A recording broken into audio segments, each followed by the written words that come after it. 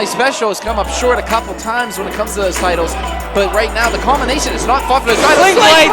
As a team, they're making it work for them right now. Able to catch him in midair. The sweet and sassy daddy of professional wrestling, Marcus Twist, launching KA into the ropes and then into the ring.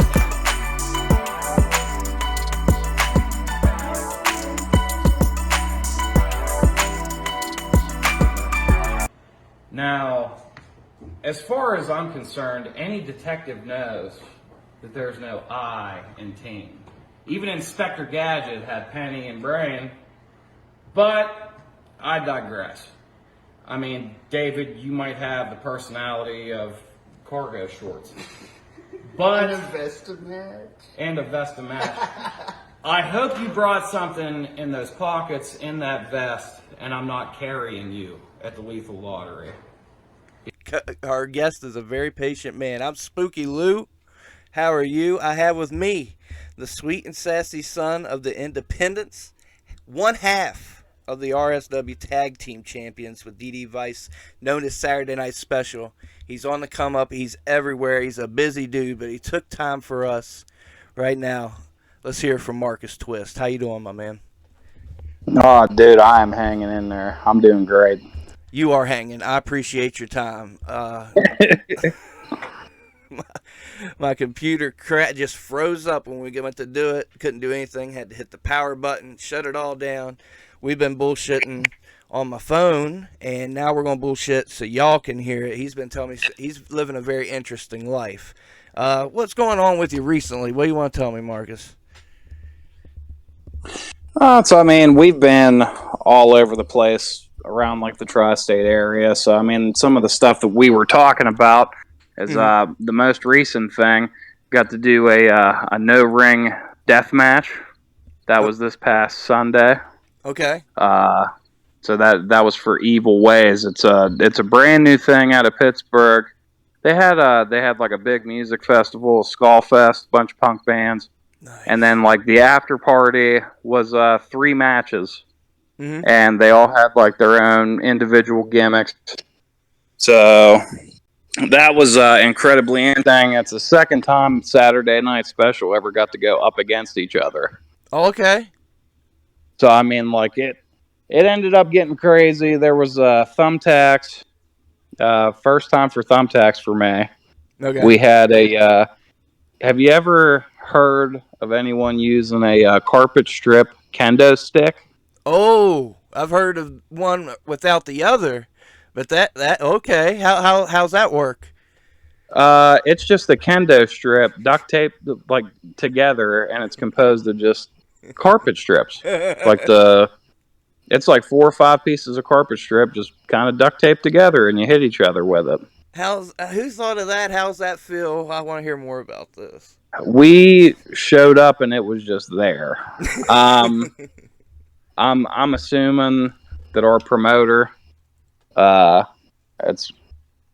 maybe it was his idea. We showed up and we had wiffle ball bats covered with tacks, and there's light tubes galore all over the place. We had the carpet strip like kendo sticks. There was a bunch of doors to go through, a whole bunch of chairs. That whole thing, like, it got recorded. It was insane too. The entire time. It sounds like it. Did you get hit with the magical weapon? Oh, I got hit and I hit. And I made sure whenever I hit DD Vice that it broke the first time I hit him. He got to hit me twice with one. Okay.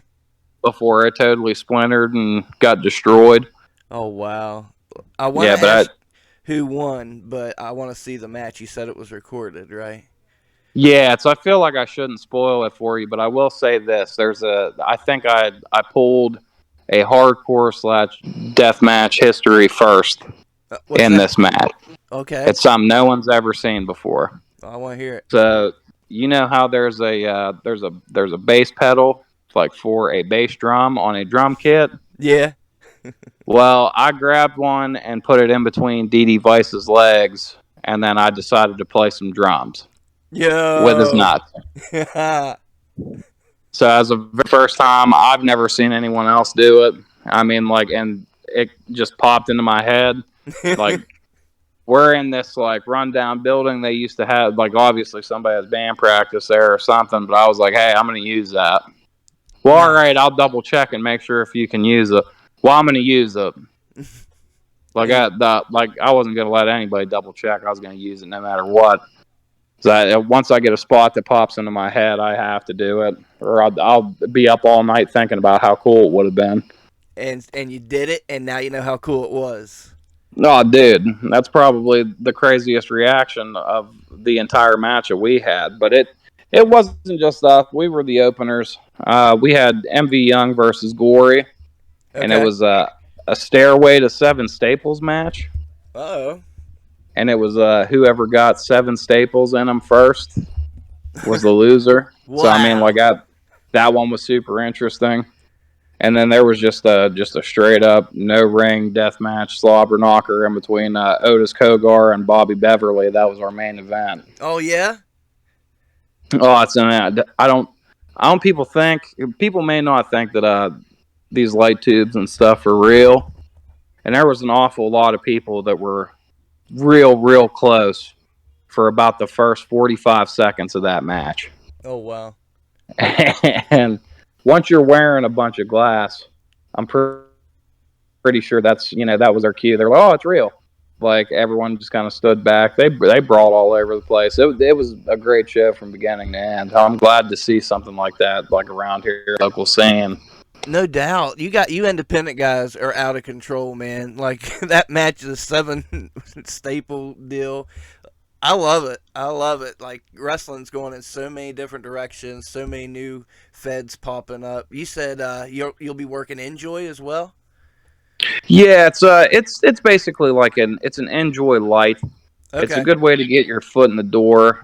We had our past couple shows, we ran into MV a couple times, and he reached out to RSW, and normally we're the front runners whenever there's guys needed on shows, and once we met him and sat down and talked to him for a little bit, we'll be going out, and I don't even know what we're doing, but it'll be a benefit show in New Kensington on Friday.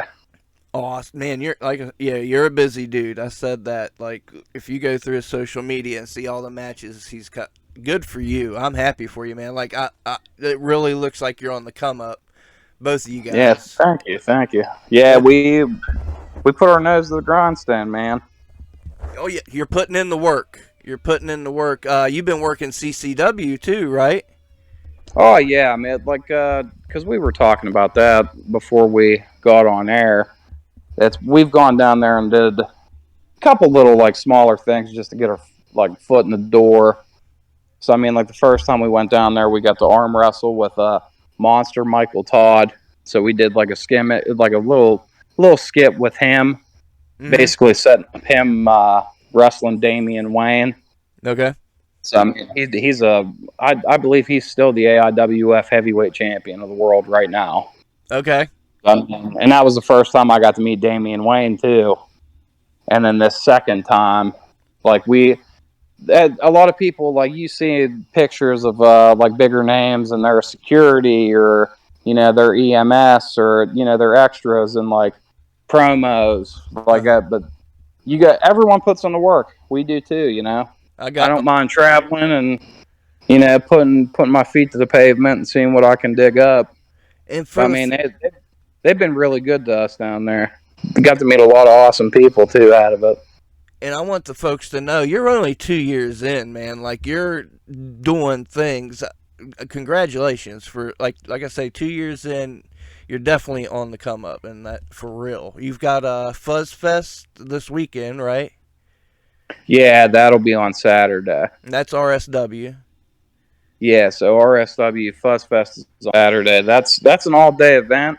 I'm actually trying to talk Tim Cross into letting me be the announcer on top of working a tag title match at night. Ha! So I mean, like I think I'm sweetening him up to the deal. Hopefully, I can get out there. Come on, Tim. I know you're listening, buddy. Let's do it. Let's make him. It makes sense to Mm-hmm. me. Makes sense to me.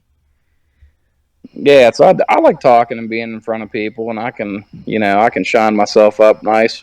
I got a suit and everything picked out. I'm just waiting on him. That's awesome. When I saw you live in Monongah, dude, I said, "Yep, you guys had just won the titles. I think the night before. What am I right?" Oh yeah, that's a story in itself. Let's hear it. Let's do it. All right, so the Fourth of July weekend, we had back shows. Mm-hmm. We did a like a private event for the first one, Okay. and we're all enjoying ourselves. I mean, like, and we're working with guys that we've known for a while, and we've had matches with numerous times. The good guys. It's Tristan St. Croix and Mad Dog Zach Myers. I mean, like, and we had an ongoing feud for like well over a year. Wow. Just going back and forth and just beating the shit out of each other every chance we got. Mm-hmm. And it came to a head for a nice blow off.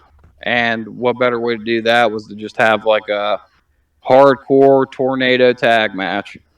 Oh, okay. And I mean, we were all over the place. I took a Saito suplex on flat ground outside of the ring. Yeah, we were both busted open. Things got hairy there for a minute. So I mean, like, but we ended up like walking away with the belts, and then immediately after defended them 2 days in a row. Okay. So I mean, like, in that show in Monongah, we went up against Willie Storm and Duffy. Okay. And that was a solid match. Outside of getting kicked in the face, I wasn't real happy about that. After the Saito the night before, I got a big boot to the head. Yeah. Willie nailed me. You had a rough weekend. Oh yeah. By show 3, I was ready to go. I was like, all right. And you had we got to come out here and fight like hell. Wow. And you had a show after the Monongah show, and you defended them again, right? Yeah, we defended them against Mount Killpiss on the 3rd day. Oh, okay. Okay. So damn. we won the tag belts off of 2-time tag team champions. And then we defended the tag belts against 2-time tag team champions in the same weekend. Exactly what I was going to say. These guys weren't nobodies you were defending against. Like, these were big time tag teams, and you can't. And you got the belts. Yeah, man, we've been rolling strong. We've defended. I have it written down. I have a habit of writing down all my matches. There's a lot of guys that don't do that, but I have them written down. I know that we've probably defended them close to a dozen times now at this point. Okay. In between like other promotions, and I mean, what we got 2, 3. Yeah, it was like 10 times. Hell yeah, man. So and that was back July 3rd, right? Yeah, that would have been July 3rd. Well, no, it was July 2nd. July 3rd was the Monongah show. Yep. And then we had July 4th was in Fairview. And FSW has their 5th anniversary show coming up, I believe, in Fairmont. And I know there's going to be another show in Monongah on the 15th. I expect you'll probably be a part of those shows, right? Yeah. We have the big one coming up on Saturday. Yeah. And then we have September 17th, we'll be in Fairmont State University. Okay. And then I believe we have the October 1st show. That should be the one that's moved to Monongah. Okay. Because we had a venue issue there for a minute, but I believe all that's straightened out now. Yeah, but the 5-year anniversary of Fairmont State, I believe Fairmont will be our new home. Yeah, I'm going to make it to that show for sure. Come hell or high water, I'll be there because the card looks stacked, and plus 5 years. Fuck yeah, congrats to you guys. Like Tim Tim's done something, man. He's got a nice little nice little thing going on, doing his contributing to independent wrestling. Oh yeah, I mean, like Tim, we love Tim. Okay. So I mean, Tim's taken great care of us, pretty much from the rip. I mean, I got no qualms or quips with anybody in the RSW office. Good. It's been nothing but a pleasure. And the locker room, the roster, the other guys, they're cool. Oh yeah, man. I mean, like I don't think I've really ever had much of an issue with any locker room that I've been in. I mean, like that's what 5 or 6 states now. Okay. And we've wrestled everyone from, long-standing veterans. One of my first matches was against Johnny Blast. Okay. It was my first match. It was against Johnny Blast and Kevin Tyler. Big fan of Johnny Blast. Hell yeah. Yeah, it's stepping in the ring with somebody like Johnny Blast your very first time, and then like you work your way through, and you start getting matches under your belt. You're winning titles. You're getting recognition. I mean, like we had more recently, there's another promotion that we work at in Johnstown, Pennsylvania. It's All or Nothing Wrestling. Mm-hmm. And I had never heard anyone refer to me as a veteran ever. Okay. Until our last show in Johnstown. Okay. And totally blew my mind. I was just like, man, I ain't been around long enough for you to ever say that. But I appreciate it. But you've I worked appreciate so the damn respect. much. You got so much under your belt. Do you mind me asking how many matches you've had? You said you wrote them down. Oh, after this past Sunday, it's only been 35. Okay. Well, but again, it's 2 years, and I know like recently it's really picked up for you. You used to tell me about Chase Stevens, and tell me more about that. Yeah, so up until like what was it, around like the beginning of January, we weren't taking bookings at all. Okay. So we ended up opening our bookings up. Like it was basically like, all right, well, let's see what we can get. Mm-hmm. And then I mean, we've gotten so busy. I went from working like a match every other month my first year to I worked 10 matches just in July. Right. Okay. I mean, and we train our asses off to stay sharp. So I mean and there's, like I said, there's a lot of guys you end up running into, and Chase Stevens is one of those guys. We met him.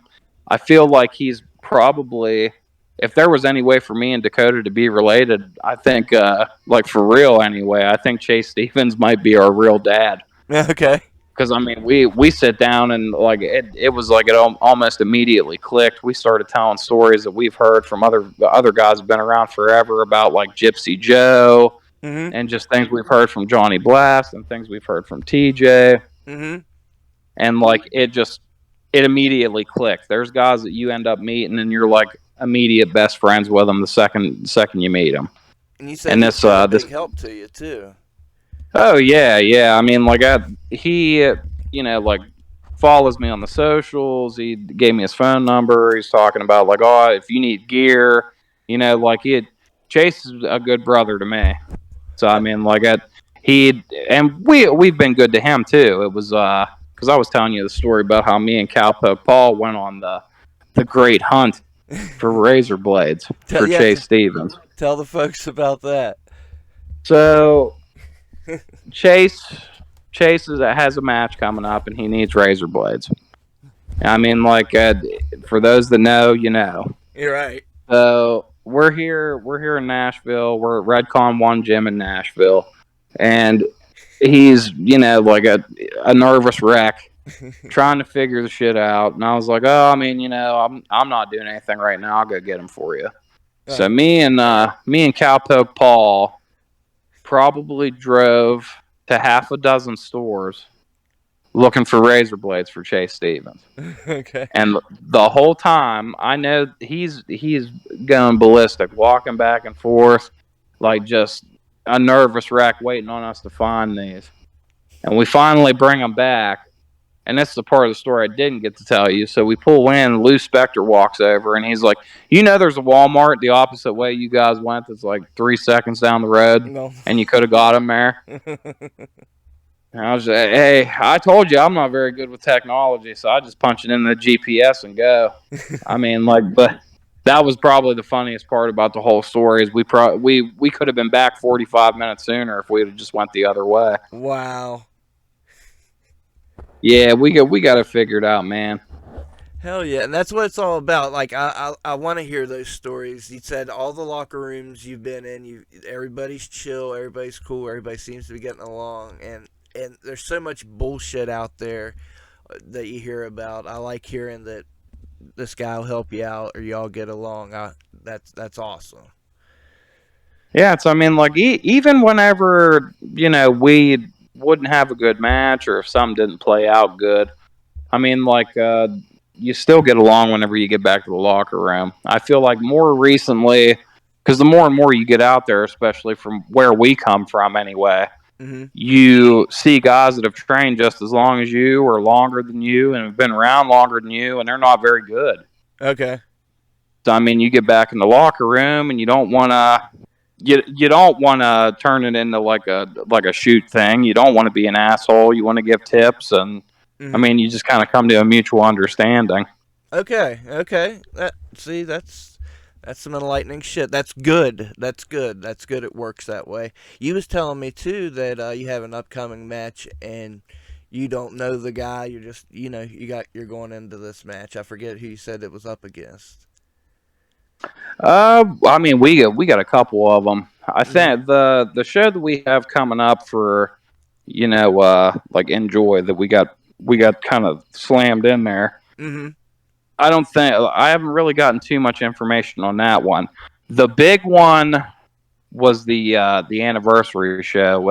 We kind of got like a rib plate on us. Okay.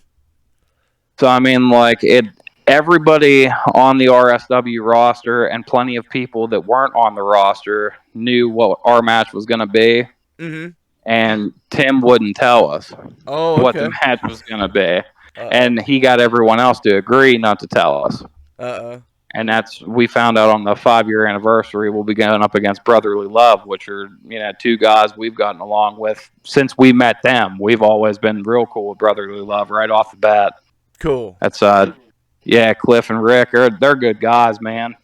And they can a little crazy with the Cheese Whiz, and they're super big on Philadelphia, and they're in the totally wrong place for that, being in Pittsburgh. But, okay.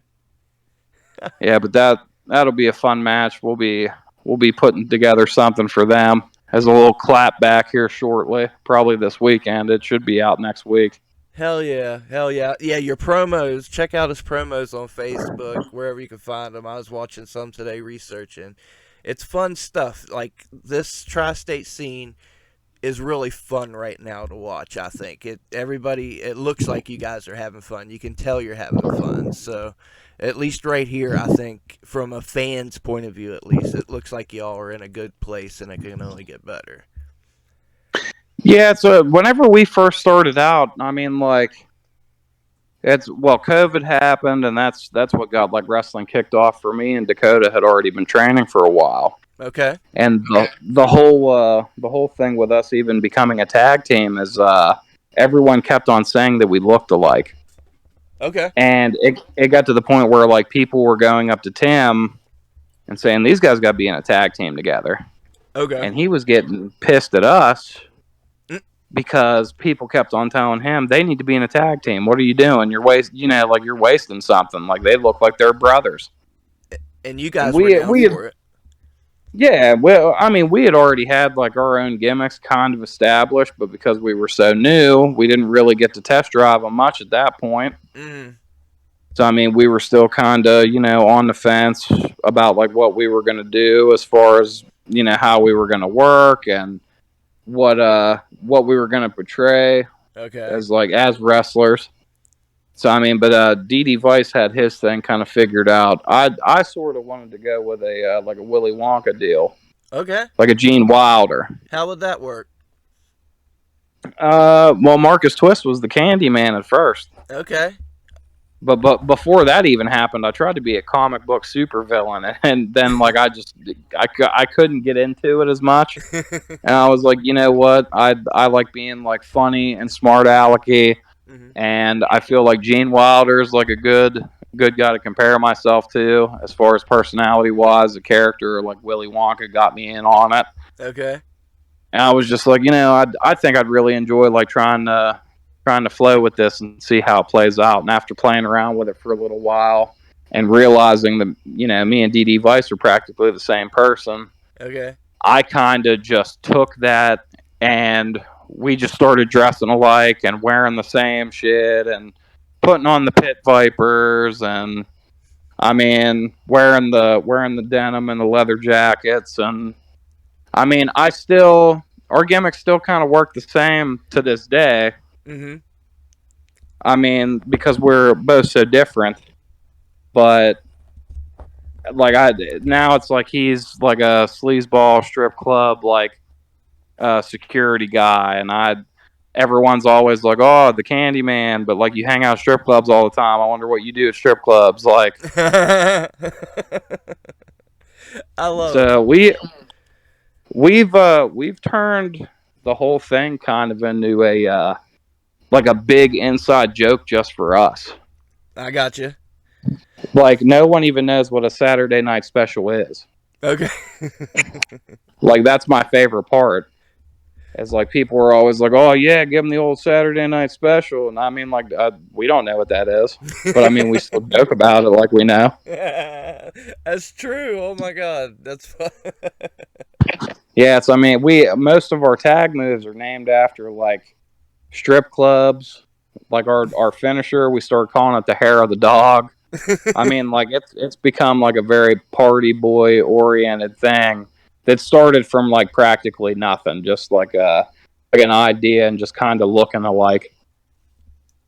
And the imagination you're putting into it, I love it. Like you just went through so many things right there, and you just all like just wrapped them up in one. That's going to be fun to watch as that evolves. Yeah, I think it might be the only wrestling gimmicks where like guys have to turn it down. Like I turn down my own personality whenever I go out. Hell yeah! Like through the curtain. And I know he does the same thing because whenever you put us both together anywhere, everyone's just like, "Holy shit, where did you find these guys?" Right. And I know that like people have always asked like, "Well, what's their shtick?" And like Tim just tells them what we tell him. It's Okay. like, well, we have all the gimmicks, or we have no gimmicks. It's up to you to figure it out. Wrestling's art, damn it.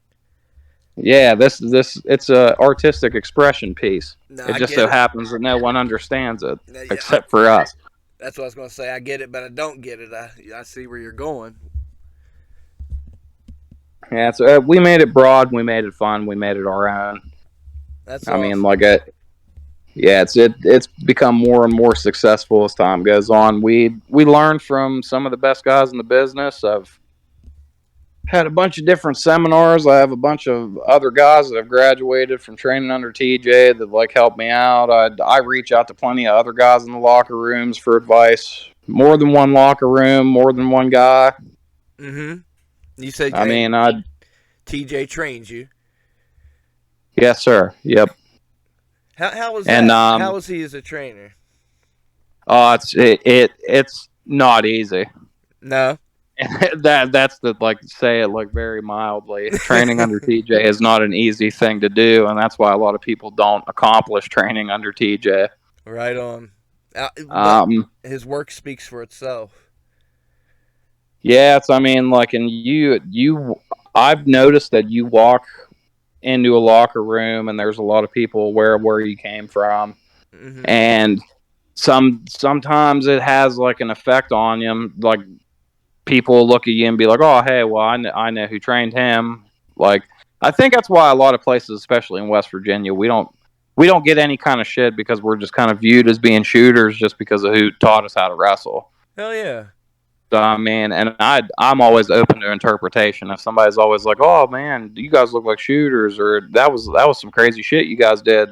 Yeah, we might know what we're doing. Exactly. Like it, just joking around. I love it. That's all. And you said some other folks. You had some other mentors. Who else helped you out? I've like gone to a couple training seminars with Jason Kincaid. Okay.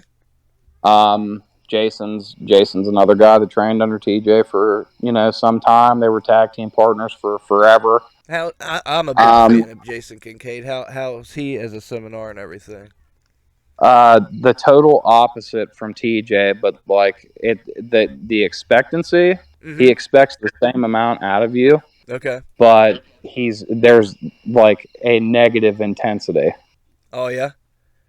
Like if that makes sense. Like you're training under somebody who, I mean, like he's extremely innovative. He's out doing like something totally different than anyone else out there right now. Like you can't even see people on TV do what Jason Kincaid does. Yeah.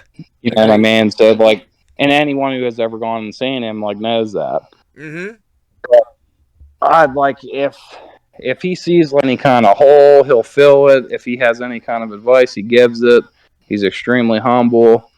Like he's never, like I've never had to do push-ups because I like screwed up in front of Jason. I'll say it that much. I got you. Yeah, but that we used to have quite a few punishment nights back in the day from training under TJ. I think that's probably what built us to be as good as we are now. You say punishment nights? Oh yeah, punishment night. Can you go into that for me? Oh, it's just as an example. Something gets left at a building, or we lose out on something, or guys like come to training and people aren't listening or something's going on. TJ would just kind of get the whole group together and you would run and do push-ups and sit-ups and squats and you'd run drills. And I mean, like it made it so like everyone was sharp. No one ever there after a while, after a couple times of like screwing up here and there, no one ever did. Okay. And like most of the time, my availability, I wasn't there for like shows. Most of the time, it was leaving something. Okay. And we left the ring bell at the school. Well, I would come in on the following training night, and I would run my balls off with everyone else, and I wasn't even there. Oh, okay. Yeah, I wasn't there to leave the ring bell, and I still got in trouble, just like everyone else, man. Well, but at the same time, you all went through that together. And like you said, when you step in a locker room, everybody, so I can see where TJ's coming from. I'm sorry you had to do it, though. Oh, it turns it into like a big brotherhood. Whenever you go through, like, because you go through good times, you go through hard times. I mean, like, but the guys you train with, you'll be close to them forever. I mean, like, and there's plenty of us that, you know what I mean? Like, and we all know how it is. We ever have matches together, they're always fantastic. Okay. We ever see each other anywhere in a locker room somewhere, like it pick up right where you left off. I mean, like it wrestling is a brotherhood in its whole, but I think that you'll never be as close with guys out there in the wilderness like you will be with guys that like were at your home when you started. Got you. Okay. And you say there's quite a few of those you trained with that's still out there. You still wrestle and you still see it shows. Oh yeah, I mean, like, because we trained with Paulie Kilpis and Gannon Green. Okay. So I mean, and we run into them pretty frequently. Okay. It's obviously like me and Dee Dee Weiss, and you have Canaris Morrow. Donnie Tate has like judo Ace Donovan. He's another one of the guys that's helped us train, but I've spent a lot of time around Donnie anyway. He was the second guy to train under TJ, if you remember your interview with him. Yeah. But I mean, I went through a tour in New York City, only seeing Donnie a couple dozen times. Okay. And like he took me around like I was like family from out of town, me and my wife. That's awesome. So I mean it becomes like a big brotherhood, man. We see like guys like Jason or Benny Connolly or anybody that's in that tight knit brotherhood, and it picks up right where it left off. That's awesome, and you're getting paid to do it. Yeah, man. Yeah, you do get paid. Hell yeah. Yeah, and like I say, the scene's picking up around here, at least from my point of view. I don't know the money they're making or anything, but it's available for fans to watch. If you look into it, if you hear about a Fed, you can pop it into YouTube. I mean, you've been telling me, like, you've been everywhere lately. And, I wanted to ask you this while I'm rambling. Your first match, do you remember your first match and how it went? Oh yeah, like it was Johnny Blast and Kevin Tyler, Hell Country. Okay. Like my first match was a tag team match with me and Dee Dee Vice. It was the first unofficial Saturday night special tag match. Okay. It went good. It was real basic. Mhm. I was nervous, obviously, because I mean, like, there's normal levels of nervousness now, Mhm. which I mean, like, it's within reason. It's like just pre-match jitters. You're behind the curtain, ready to walk out, and you're getting in the zone. Mhm. Like, I didn't know where that niche was, that sweet spot. So, like, I had only walked out, like, into a ring from, no music, no nothing, being in gym shorts to, being in front of an entire locker room of guys, because that was our crowd at the time. We were doing the remote shows. Oh, okay. I watched So, some I of mean, those. I like, know. Mhm. so, like, I walked out in front of, like, peers that had been doing it forever to go up against a guy that is a 30-year veteran, Oh dear. like my very first match. Oh wow. And like TJ was right there the entire time watching, along with Tim, along with everyone that's taught me everything that I know now. Okay. Beastman was also there. Oh. Andrew Palace was there. Remy LeVay was there. Oh wow. I mean, we had a stacked audience. What? Yeah. Yeah, and it's you want to talk about pressure? That was a rough one. Did it go well? I hope. It went as good as it could. There's something that, like, I've always heard, and it's something that, like, I think a lot of us that have trained under TJ here Mhm. is like we listen and communicate well. Okay. So I mean, like, anybody who ever ends up in the ring with us, like, that's one of the best compliments you can hear. Is, Yeah. oh well, they listen, they communicate, they do what they've been there to do. Mhm. I mean, like. And ever since then, we've just been stepping it up every single time, trying to be more and more innovative. Really getting the tag move solid. But that first match was like that was a make or break kind of thing. If I would have went, like, bad, Right. because it wasn't particularly good. Okay. But if it would have went bad, I probably wouldn't be where I'm at now. I got you. I'm glad it worked out because, yeah, I'll say it again. Like, you're a busy man. You know what you're doing, obviously, and only getting better 2 years in. So, props to you on that. Yeah, thank you. I appreciate that. No problem. No problem. What's your Twitter handle? We can give it out to folks to give you a follow. I believe it's Marcus_Twist. Twist and That's shout. That's Instagram. Oh. Mr. Twist and Shout is on Twitter. Okay, gotcha.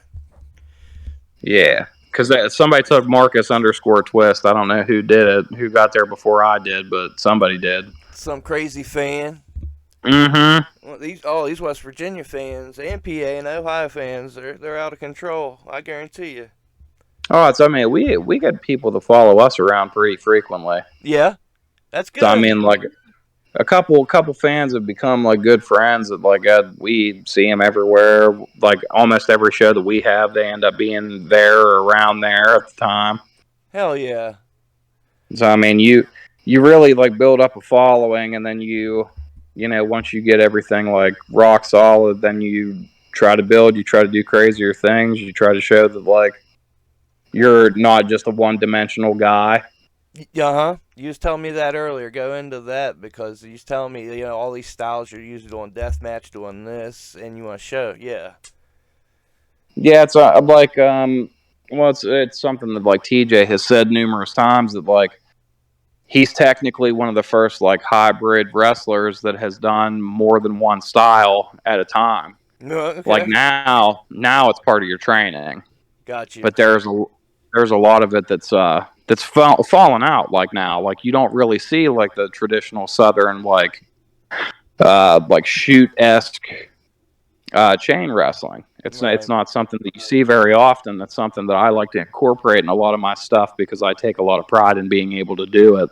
Oh yeah, for sure. It looks good. Yeah, so like, we do a little bit of that. I've been known to do a couple little lucha things here and there. Mm-hmm.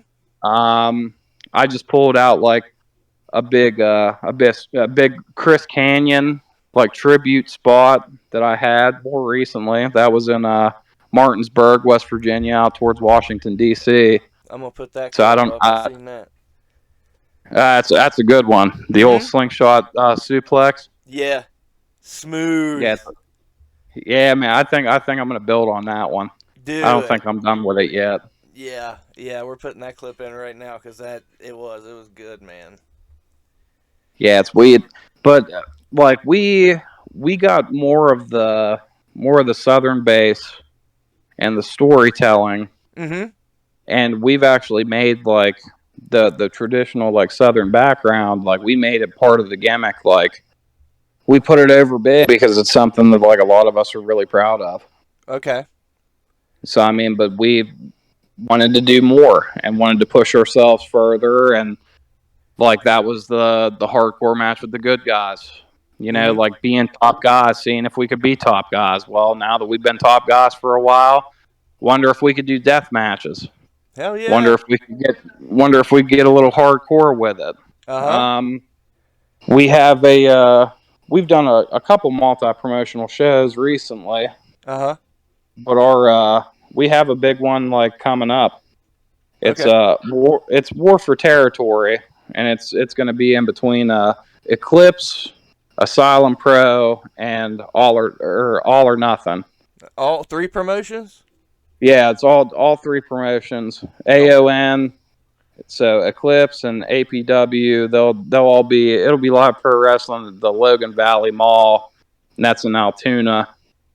Nice. So I mean, like, but we have what? It's a 3-way trio tag team match. Okay.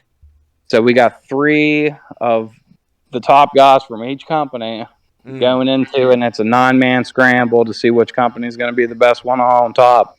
Wow. That's September 10th. Okay. In Altoona.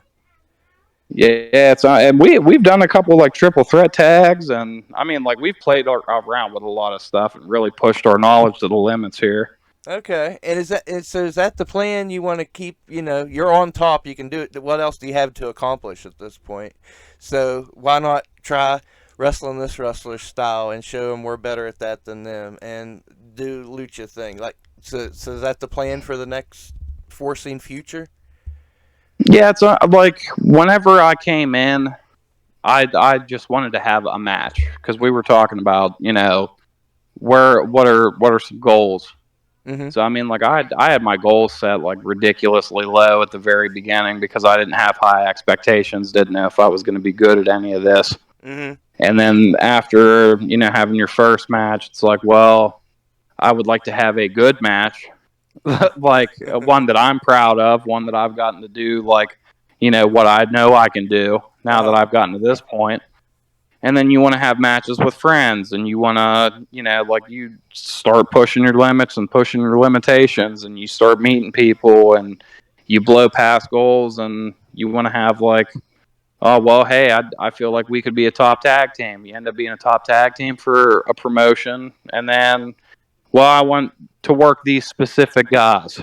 Well, like 2 of the tag teams that we've wanted to work, we're booked to work against both of them. Okay. Like in September. So I keep on making goals and then reaching them way too short. Dreams are coming true. It doesn't take very long to get to where you want to be. If you put in the work. Yeah. If you put in the work and you put in the time and the effort, you can make something out of it. Obviously. And you're a prime example, and I'm glad we got that because it shows, and it's going to be interesting to see how the next few matches work out for you. What do you look to do 2 to 3 years down the road? I mean, we've sat around, kicked around like a lot of ideas. There were talks about going to like Chicago more recently. Okay. And that was for Warrior Wrestling. Oh, we had we had a chance, we had an opportunity, and the show kind of fell through. So they're not doing anything until October, and unfortunately, I don't think we're able to get there exactly. I got you. But I mean, there's a couple promotions I'd like to touch base with. I'd like to have a match in my hometown, Uniontown, Pennsylvania. Okay. That's been like the only one that like just keeps on escaping me. But I mean, I think we're gonna work it out. Trying to get here. I mean, like it sometimes it just doesn't line up the right way. Okay. So I mean, like, but that's a goal for the future. Mm-hmm. We've been talking about maybe doing like a smaller tour just to get most of the South in, Okay. because we've networked so much now that I'd like to make like maybe a round all the way down to like Florida and try to hit everything in between, going down and coming back. Okay. That'd be fun to watch. Like I say, you got me with from a fan's point of view. That would be awesome to see you guys dip down into Florida. There's so many good feds down there, and on the way there is too. Like, I hope that happens down the line for you. I know it will, so that'll be fun to watch. Yeah, so like I would be over the moon about being able to like do a tour where it's like back to back. You take some time off work. You're away from everything else. You get time to focus on wrestling. Try to get as much in as you can. So I mean, I've been kicking around the idea of going down south and coming back for a while now. Hell yeah! I know that you're a big Billy Knox fan. Yes, sir. I promise. So I believe another goal is to have a deathmatch style match, no ring, with Billy Knox in Pittsburgh. I'd walk to Pittsburgh and pay $100 to see it.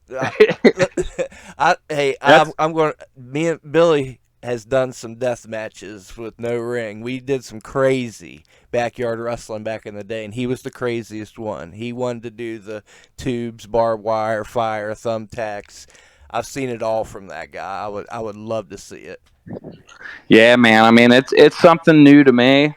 Mm-hmm. And I feel like after having like a successful show like that one was, I'm pretty sure that like might have a little bit of the bug.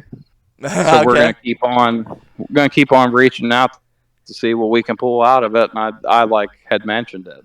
Wow. So I mean, I'm pretty sure that's going to be a match in the near future. Like, that's not 3 years. That's like maybe the next 3 months. Dude, I can't wait, because I've seen what you can do. You're very innovative. He's super innovative. He's wired different than anybody else. So that'll be a fun one. Yeah, it's because we got choices of what we could possibly do next time whenever they organize everything. That was the first name I threw out there. Oh, yeah? Yeah, so I was like, I mean, certain people would pick from, a handful of like bigger deathmatch guys that like, they frequent the area. They live close. Right on. They live like in Ohio. There's a lot of guys from 440 that like I said, they're in and out. And they travel to Pittsburgh like pretty frequently. I know that DD Vice wants to work Mickey Knuckles. Oh yeah, that was his request. Oh. I was like, so there's a very good chance in the near future you could see Billy Knox and Marcus Twist, and then you could see Mickey Knuckles and DD Vice, or it could be really crazy and it could be a no ring tornado deathmatch tag.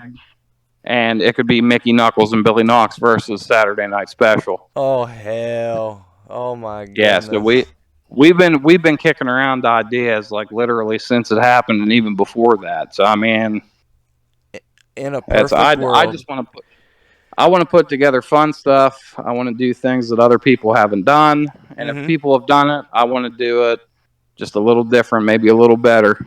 Hell yeah! I think that's the goal for the next couple of years. Good. So, have you liked wrestling since like you as a kid, or how did you get into training and get into wrestling first of all, and get into training and everything?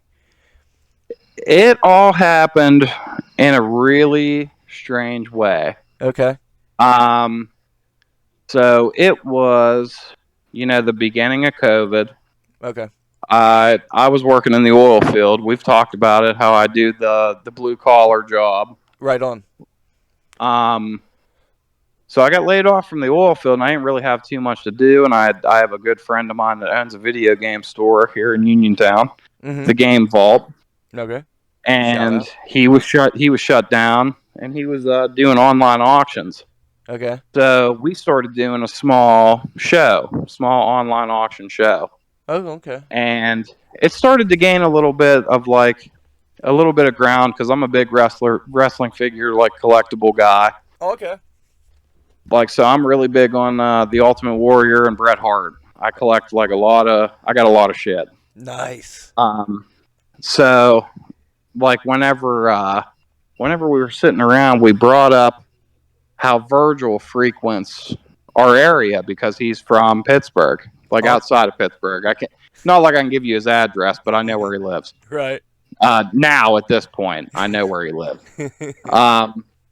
But we were kicking around the idea of having Virgil on the show and interviewing him. So we were trying to get his contact information, and in the process, I was like, I know this guy that like runs this promotion, RSW. I'll just hit him up. Okay. I didn't know anything about indie wrestling. I had been like a lifelong fan. I'd always like watched like the bigger stuff, TV like wrestling. WWE. Yeah, like everything that was on TV. I was super big into that. Right on. And then Tim was like, "Well, I'll try to get his contact information." He's like, "But have you ever like thought about being a wrestler?" And I was like, "I mean, I've thought about it once or twice." And I was like, "But I've never, I've never pursued it." Uh-huh. I was like, "I have friends that have, and blah blah blah, whatever." Yeah. Okay. And okay. he was he just told me like, "Well, why don't you stop down?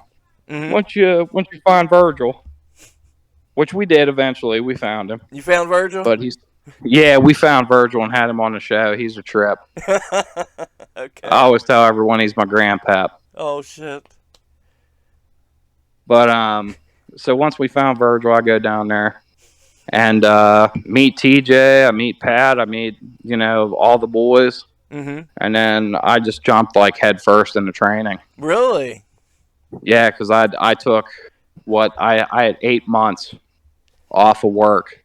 Oh, okay. And I think within those 8 months, I had my first match. Really? I wasn't training very, very long. How about that? So, so basically, you talked to Tim and you got the bug from going down there. Yeah, it was basically like a total fluke. Wow, that's awesome. Yeah. What a story. And here you are, man. Like, awesome. Yeah, so it just fell head first into it, got the bug, and I mean, it really hasn't stopped since. If anything, it's just getting worse and worse by the day. Obviously. That's cool. So you watched your mainstream wrestling growing up. You say you knew nothing about indies, so you're learning. But what's cool is over the years I've heard all these ass stories about the indies, and you're telling me you're hitting it out of nowhere, and all the locker rooms are cool and everything. Oh yeah, man. I mean, like there's like the old school thought on like how a locker room should be. And then there's like the perception of what you think a locker room would be, and then there's the reality of how the locker room actually is. Okay. And if you come in with a positive attitude and you bring positivity to a locker room, you'll never see any negative part of it. Okay. Fair enough. I had 2 matches out of nowhere. I think I've told the story on the show, but it was me and my friend. Never wrestled before. To make a long story short, Beastman was there. I wish I could remember who else was there, but it was a small show in Fairmont. And I knew from watching documentaries and everything, introduce yourself, shake your hand. I did that to everybody. Oh man, one of the wrestlers really became a good friend. Even when I didn't wrestle, he'd sit with us in the crowd and watch it. In that locker room, dude, they helped me so much. You wouldn't believe it, the stuff they told me. Oh yeah, that's why part of your networking, like that should be like a mandatory in training. Okay. Locker room etiquette. That's something that we got a lot. Everybody was super chill and super cool to me and willing to help and it worked out. It was all everybody was super cool. But you say that's an important part, huh? Yeah, man. If you walk in with a positive and humble head, you'll get everything plus more on top of it. I can tell that from who I've met and everything. So everything's in a good place right now. Yeah, it's going really good, man. You was telling me some wild stories earlier too. What was that wild story you was telling me you wanted to say for the show? I'm trying to remember. Do you remember?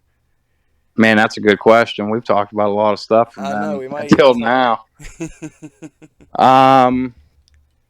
Well, it's on. Like we were talking about the gimmick where we were taking people's valets and managers. Okay.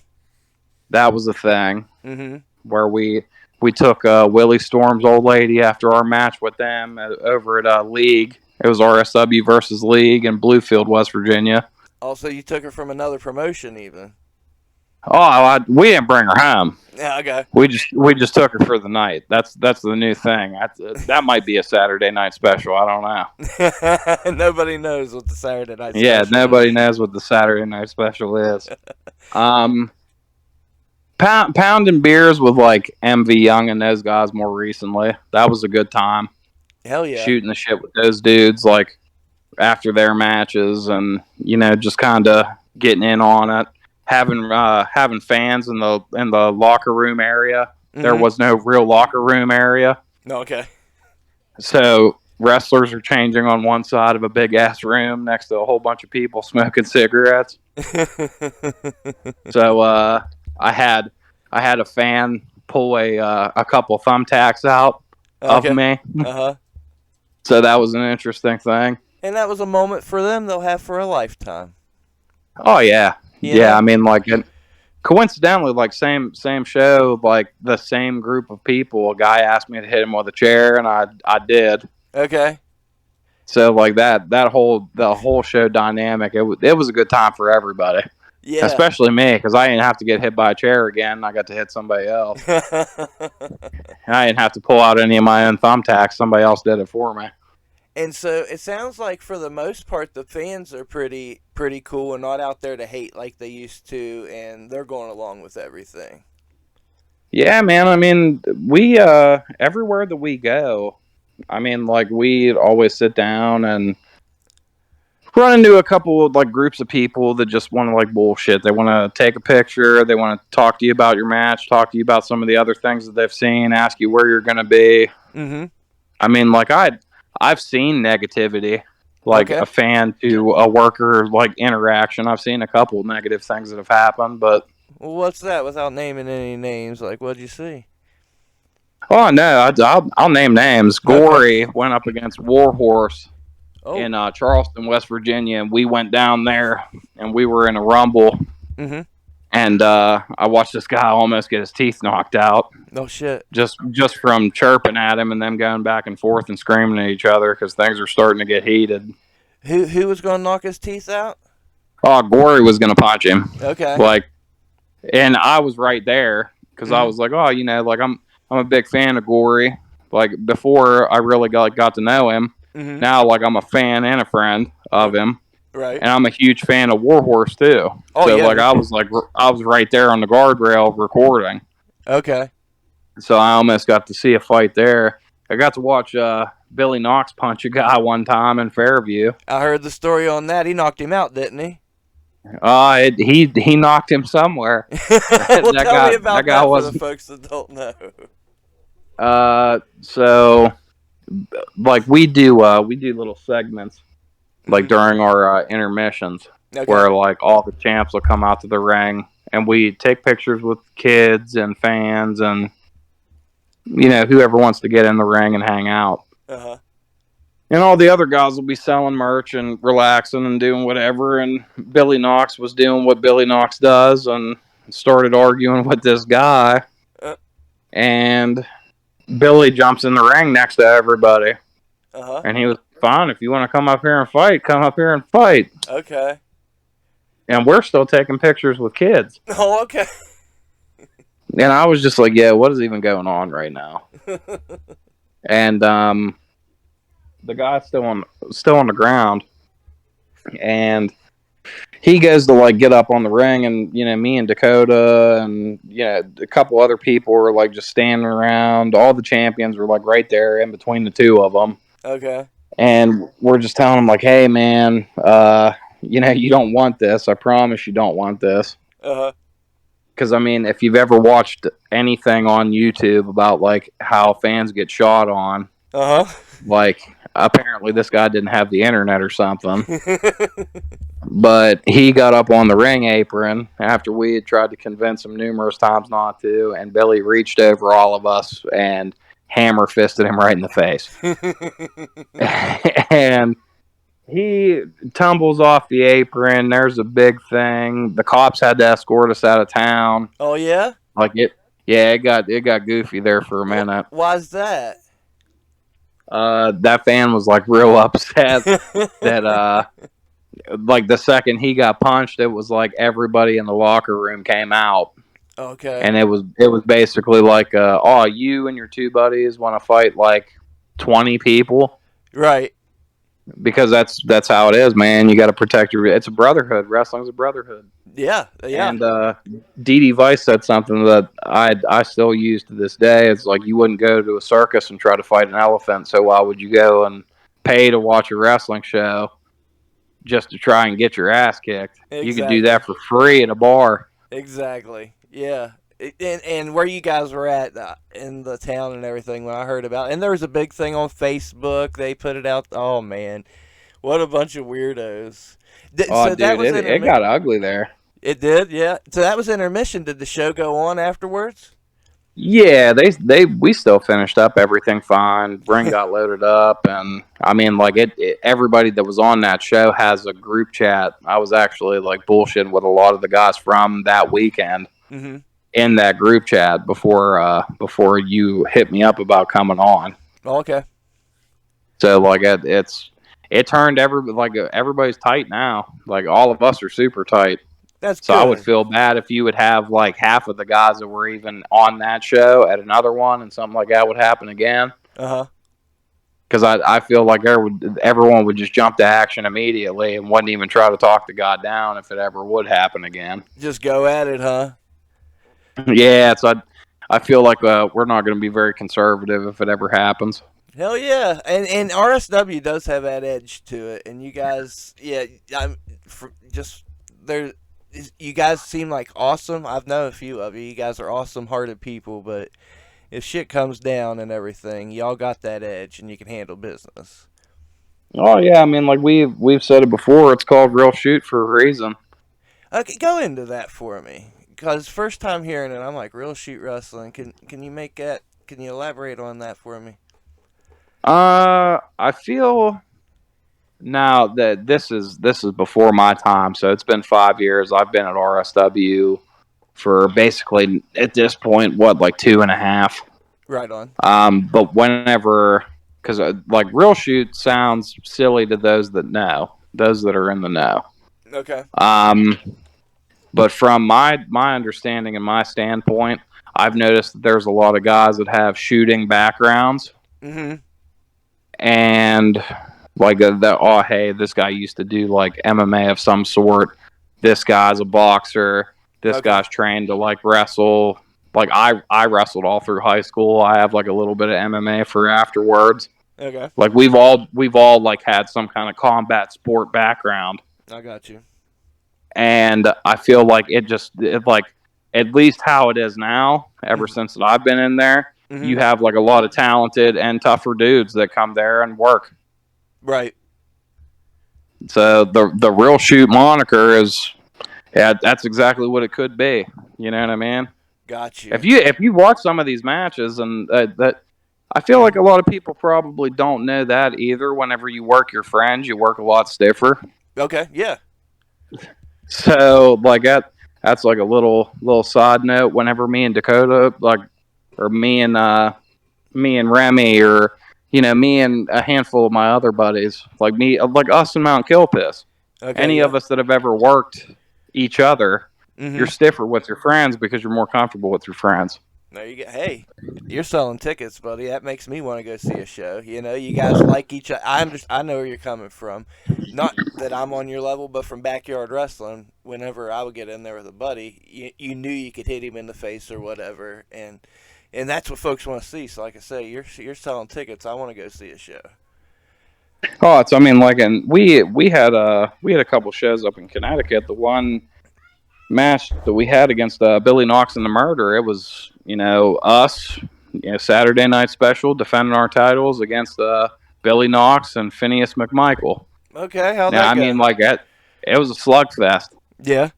Pretty much, like eventually it scrambled out into the ring, like out of the ring, into the fans, into the crowd. Okay. I mean, that's what happens whenever you get along with people. You end up, you really go over the edge with it. Hell yeah. You Where guys, like you might work people you don't really know, and then you're not going to go above and beyond for that. I got Like, you. cause it's almost like, well, if I don't want to hit him and have him bitch, or that's just kind of how it is. You like Right. to test the waters with guys, but once you work them a couple times, you have a pretty good understanding of how things are going to be. Right on. Right on. And shit, you guys been to Connecticut? You're doing a lot of things. I appreciate you taking time to come on the show. I've kept you for an hour and 5 minutes, believe it or not. So, and you told me I could have an hour, so I appreciate you. Yeah, man, not a problem. I mean, we'll definitely have to do it again. I know that, like within the next couple of weeks, maybe we can round up DD Vice and sit down and have Sweet. another conversation. I would love it because, yeah, let's do it. I'm sure there's more stories to tell, and hell yeah, it's been a fun conversation. It's definitely been a learning experience as well. Yeah, man, that's try to smarten people up and really dive deep and let everyone know like the ins and outs, things that you're not going to hear. Yeah, that's what I was looking for. That's what I got. I really do appreciate it. You're on Instagram? You're on Twitter? Shit, where can folks find you? Yeah, it's Instagram, Twitter. I got Facebook. I got a TikTok that has a whole bunch of cool clips on it. Okay. You should be able to type in Marcus Twist for almost all of it, except for Twitter. It's Mr. Twist and Shout. There you go. Yeah, and shit, I forget what else I was gonna say, but that's fine. It's been very, very fun. I knew it would be. I wish you the best of luck on all your upcoming. You're doing some crazy shit, man. And when that shit goes down with Billy Knox, shit, you got shit to worry about this weekend. So yeah, I got plenty on my plate as it is, but that'll be in the back of my mind until it happens. I do. I wish you the best of luck. It's been spooky, Lou. You have any parting words for the audience at home? Support your local indie scene. I mean, regardless of where you're listening from, there are wrestling shows everywhere. I know because we've been on a whole shit ton of them. So, I mean, you see flyers out there or advertisements, go and check out a show. I mean, it's buy some merch, bullshit with somebody that you normally wouldn't talk to. Because, I mean, 9 times out of 10, you're going to run into somebody like one of us. And, I mean, like, it's never a disappointment for anybody I've ever interacted with, or at least I don't think I've ever left anyone disappointed. And you could learn a bunch of shit. Yep. Or you could, like, you maybe dive into the indie scene yourself and end up, training. Maybe find, like, a calling that you never knew you had. Because you never know, like, what you're going to like until you try it. You're a living example of that, ain't you? No, yeah. Yeah, I live exactly that. That's awesome. It's been a privilege. We got many more things to talk about down the road, so I'll be happy to have you back. Marcus Twist, part of Saturday Night Special. What is the Saturday Night Special? RSW Tag Team Champions. I appreciate you, Mr. Twist. We're going to let you folks Yes, sir. Appreciate you. Thank you, sir. I bid y'all adieu.